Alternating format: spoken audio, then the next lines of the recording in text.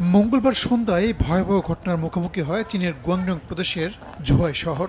দেশটির দক্ষিণাঞ্চলীয় শহরটিতে শরীরচর্চার সময় মানুষের উপর তুলে দেওয়া হয় দ্রুতগতির গাড়ি। এ ঘটনায় বহু মানুষ হতাহত হয়েছেন। এদের মধ্যে নারী, শিশু ও বয়স্ক ব্যক্তি রয়েছে।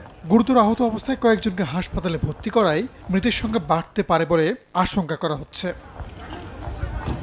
বিবিসির এক প্রতিবেদনে বলা হয়, জুহাই স্পোর্টস সেন্টারের সামনে মানুষের ভিড়ের মধ্যে স্পোর্টস ইউটিলিটি ভেহিকেল চালিয়ে দেন ফ্যান নামের ৬২ বছর বয়সী এক ব্যক্তি। পরে পালানোর চেষ্টার সময় তাকে আটক করে পুলিশ। চালক নিজেই নিজেকে জখম করে কোমায় চলে গেছে বলে জানানো হয়েছে।